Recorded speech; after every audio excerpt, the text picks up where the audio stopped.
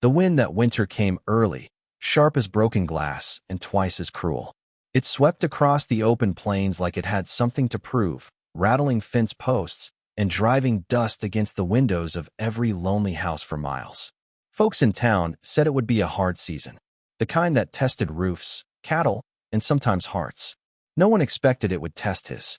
Caleb Turner had lived on his ranch for nearly 15 years, and in all that time, nothing much ever changed. He liked it that way. The mornings came quiet, the cattle needed tending, and the land asked only for hard work and silence in return. After losing his wife 5 winters ago, Caleb had learned to prefer the company of the wind over people. The wind didn't ask questions. It didn't look at him with pity. So when the knock came on his door just before dusk, he almost didn't answer. It was late. Too late for neighbors. Too cold for travelers. The knock came again, softer this time. Caleb opened the door, and there she was. Thin, pale, wrapped in a coat that had seen better decades. Snow clung to the hem, and the wind pushed strands of dark hair across her tired face. Behind her stood 3 children, huddled close together like frightened birds. Her voice trembled when she spoke. Please, just one winter. Caleb said nothing at first. He noticed things the way ranchers do, quietly, carefully. The oldest boy trying to stand straight like he was the man of the family. The little girl clutching a threadbare doll. The youngest, barely 5, shivering so hard his teeth clicked. And the woman, she wasn't begging for herself. Caleb had seen plenty of folks pass through asking for work or a handout. But this was different. There was pride in the way she held herself. Cracked, maybe, but not gone. What's your name? Caleb finally asked. Sarah Whitmore. Her voice was steady, but her hands weren't. Where's your husband, Mrs. Whitmore? The question hung heavy in the cold air. Sarah swallowed. He won't be coming back. Caleb didn't ask more. Ranch life teaches you when silence is kinder than curiosity. The wind howled behind them. The youngest boy coughed, a thin, hollow sound. That's what did it. Caleb stepped back from the doorway. You'd better come in before you all freeze. Sarah's shoulders sagged with relief, so sudden it almost looked like she might collapse. The children hurried inside, eyes wide, taking in the warm lamplight and the smell of wood smoke. That night, Caleb gave them the spare rooms he hadn't touched in years. He told himself it was temporary. Just one winter. That's what she asked for. And that's all he intended to give. The first few days were awkward. Caleb wasn't used to noise anymore.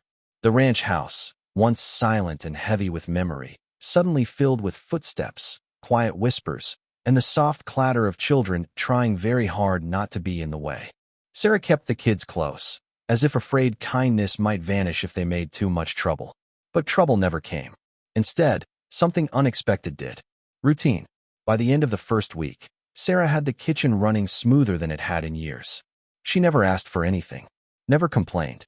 She simply worked, cooking, cleaning, mending clothes that Caleb had long since stopped noticing were torn. One morning, Caleb walked in to find the youngest boy standing on a chair at the sink, carefully washing dishes. The boy froze when he saw him. I'm sorry, sir, he whispered quickly. Mama said we gotta earn our keep. Something in Caleb's chest shifted. You don't gotta earn nothing, he muttered. But the boy only nodded politely, like he didn't quite believe him. Winter settled in hard by mid-December. Snow piled high against the fences. The cattle needed extra feed.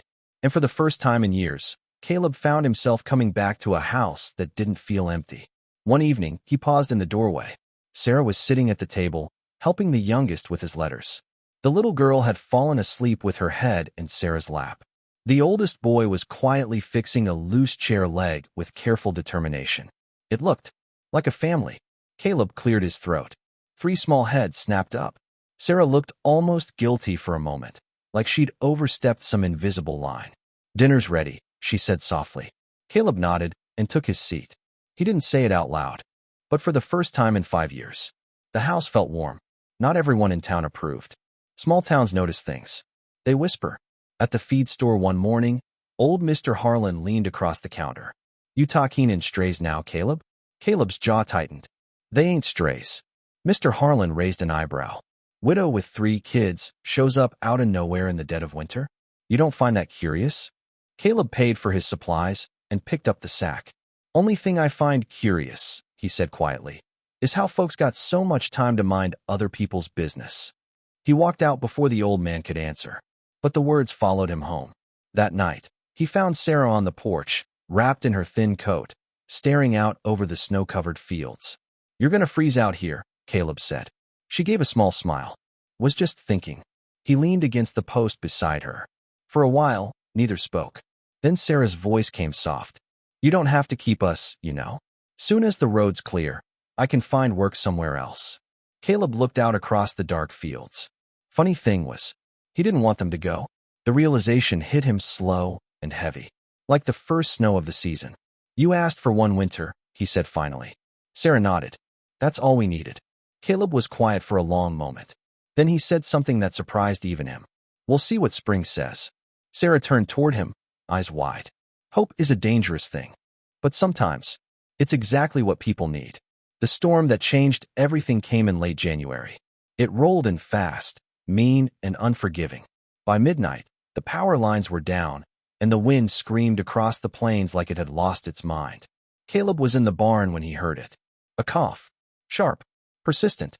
He found the youngest boy burning with fever, cheeks flushed red, breathing shallow and fast.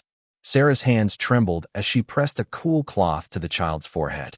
"He was fine this morning," she whispered. The roads were nearly impassable. The nearest doctor was 20 miles away. Caleb didn't hesitate. "I'm hitching the truck." Sarah's eyes filled with fear. "You can't drive in that storm." Caleb was already pulling on his coat. "Watch me." That drive nearly cost him everything. Snow blinded the windshield. Ice fought the tires every mile. More than once, Caleb thought the truck wouldn't make it through. But he kept going. Because some promises. You don't break. They reached the clinic just before dawn. The doctor took one look at the boy and moved fast. Pneumonia. Bad, but treatable. If they'd waited even one more day. Caleb didn't let himself finish that thought. They drove home in silence later that afternoon. The boy slept in the back seat, breathing easier. Sarah finally spoke, voice thick with emotion. "You didn't have to do that." Caleb kept his eyes on the road. "Yeah," he said quietly. "I did." Something changed after that night. Walls Caleb had built stone by stone over 5 lonely years began to crack. The kids started laughing louder. Sarah's smiles came easier. And Caleb, well, he stopped counting the days until winter would end. Spring arrived slowly, like it wasn't quite sure it was welcome. Snow melted into muddy fields. The cattle stirred. The wind softened. One evening, Sarah stood in the doorway, watching the sunset paint the sky gold. "It's almost spring," she said quietly. Caleb nodded. She turned to him, nervous but steady. "We won't forget what you did for us. Any of it." The children were already packing their few belongings upstairs. Caleb felt something tighten deep in his chest. Funny thing about loneliness. You don't realize how heavy it is until it starts to lift. He took a slow breath. "You planning on leaving?" Sarah hesitated.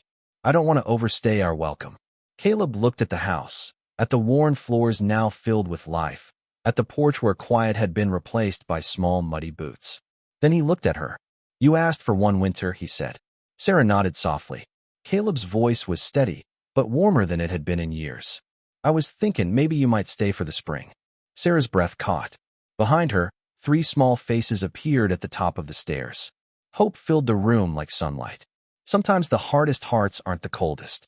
They're just the ones that have been hurt the deepest. And sometimes, all it takes is one winter to remind someone what it means to open the door again. If this story touched your heart, don't forget to subscribe to the channel and join us for more powerful, emotional stories that remind us kindness still exists in this world. Your support helps keep these stories alive, and you never know which one might change someone's day or even their life.